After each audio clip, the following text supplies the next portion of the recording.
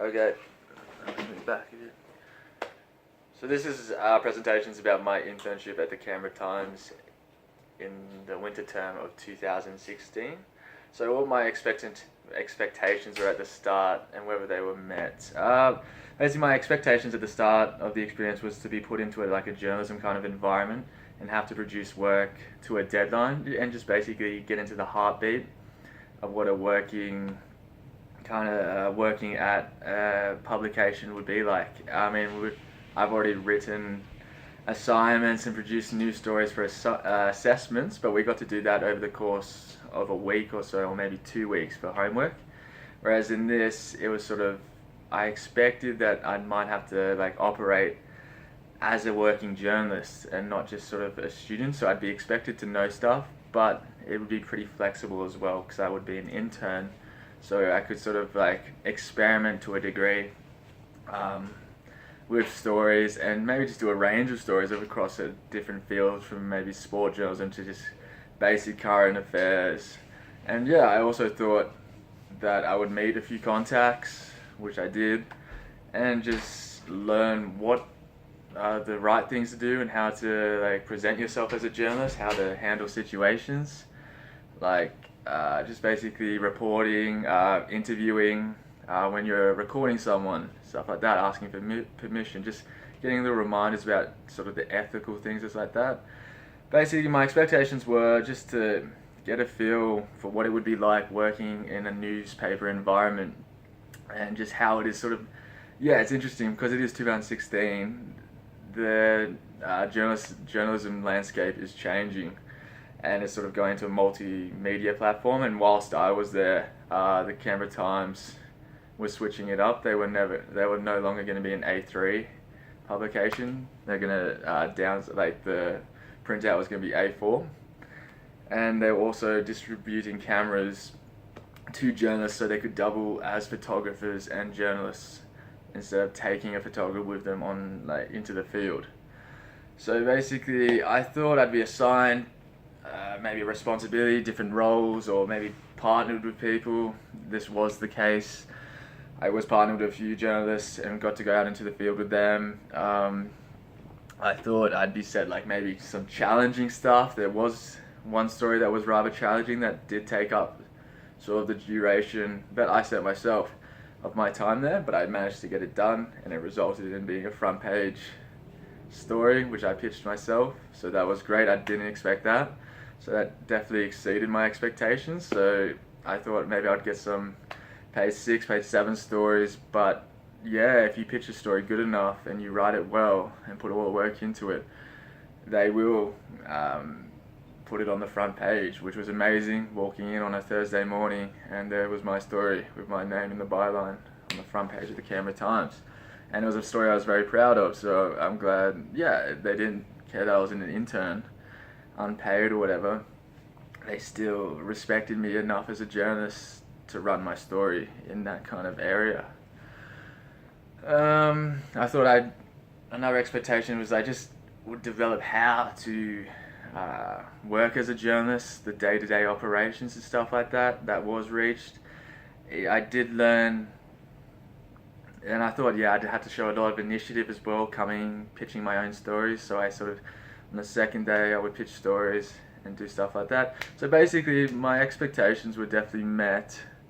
And yeah, I just thought, basically, I'd just go and work out for a newspaper, get my own desk, and yeah, that's basically what happened. So my analysis of the experience. I thought I'd be, thrown into the deep end, and I guess I was. I had always struggled making phone calls to people and sort of any social anxiety in that regards. So on my second day, I had to call up someone in regards to a karate story. At first, I had to research how to do karate, what are the questions to talk about, and get him to that. So that was sort of, I was definitely nervous, asking him to if I was allowed to record or not, would they give me permission. So that was sort of my second day, but that sort of trained me. And then by the third day, Wednesday, I went out into the field, and it was a pretty confronting day that day actually, because we had to go to a car crash where there was a fatality, unfortunately. And we were waiting around with the police for a few hours actually till we could get access to the car crash. And yeah, I don't think I was expecting that. It definitely threw me in the deep end there. You forget that journalists are sometimes with the first responders and they have to deal with stuff like that. And it definitely sort of shocked me to an extent. And just seeing the crash. It was good though when I came back, the editor checked in on me just to make sure I was okay with what I had seen. I guess I was a bit shook up from it, and just the reporters I was with and the photographer just to make sure I was okay and if I was right to see the car crash and stuff, like if I wanted to. And I thought I should, because if this is something I want to do, there will be probably unpleasant things I will have to see. It was unpleasant, but it just sort of gave me a whole holistic thing. The news is usually just stories like that, so from car crashes to fires to stuff like that, also with sporting victories, so it's all a kaleidoscope of different things. By Thursday I got to cover an ANU, ANU, so they were giving a new grant. Some people were donating the biggest donation, about $230 million or something like that, to ANU. And I got to interview the scholarship holders, which are students, so you're interviewing everyone from students. Then I got to interview like the assistant dean at ANU, and just preparing like what questions. You can ask different questions to the students than to the dean, and that's just, yeah, operating as a journalist. I also got to go to, I think Friday, I got to go to the French embassy where they were paying respect, a minute's silence to the Nice terror attacks. And yeah, it's just a whole different spectrum of things.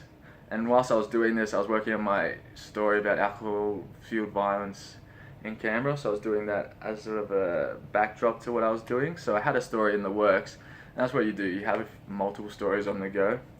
So I had that in the works and sort of going, but then I still travel out with journalists and yeah, just ask some questions and learn from the experience. And yeah, it just showed like how demanding a job as a journalist is. You look at that and they're working long hours, and they're meant to, and just the rate you're meant to produce content per day, it is a lot of work. And I learned that I wasn't running stories quick enough. I was taking about a bit too long to transcribe things, and I definitely improved in this area. You sort of just bite the bullet and start writing things as soon as you get them, and also just making attention to detail, to making sure I was spelling names right. So the editor is always onto you about that, and they want you to produce work that is just as close to publication as possible. So they don't want you submitting rough drafts and stuff like that, because they can't just publish it. So yeah, my stories improved like twofold. So I was producing 600 word stuff, which was, yeah, it was good, but it was too much information, so I was cutting it down to 300 and just getting the facts and just writing it straight. That was the most I took away from this experience, was just being told to write it straight and let the story speak for itself, let the facts. People just want to learn the news, just give it to them.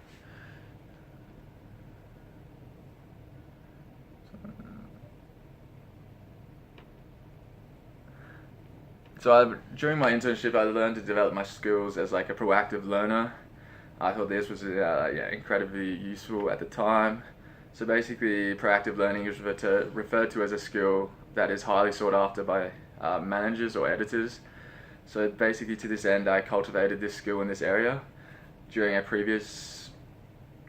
had been cultivating this skill just during my time as a student, but I learned to do it in a sort of a real world kind of area.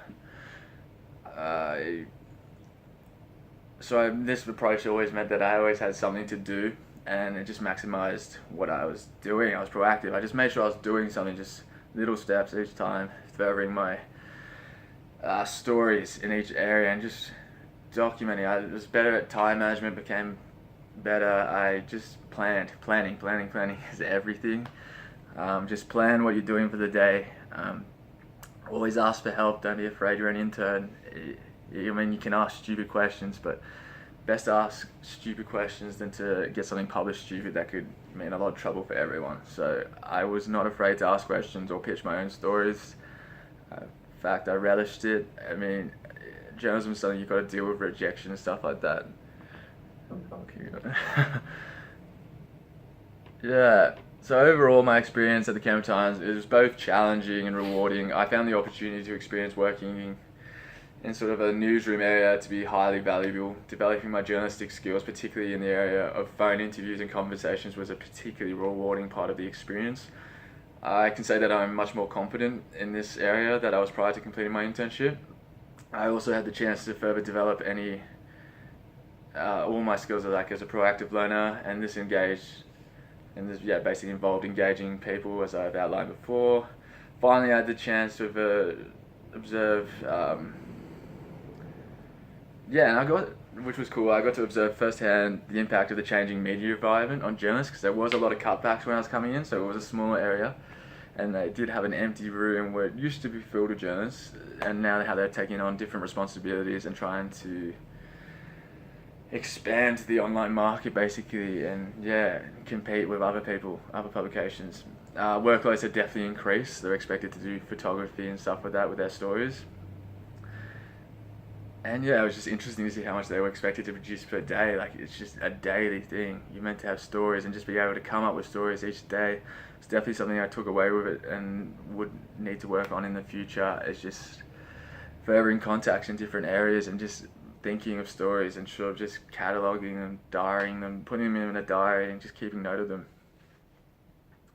And I definitely think, it was a valuable experience, and I think as far as my first go in a media landscape, I think I'll definitely be able to draw on it in the future as a working journalist. I've grew 10 times from it, and just, it gave me confidence in just in what to do, what was right, what was wrong, the ethical standpoint, just asking questions, and just, prompting them, but then giving people space as well. I interviewed an athlete who had to pull out of the Rio Olympics 3 weeks, so it's just definitely, you gotta remember, it's a raw kind of thing for them. They've just pulled out, and she just announced it the day before I interviewed her.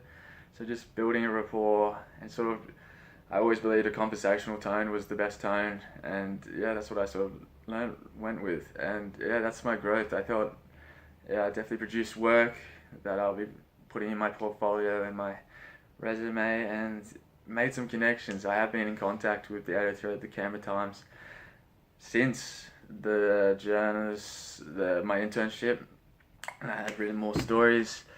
I've also been in contact with people I've written stories about, so I think it's great in that sense. Thank you for listening.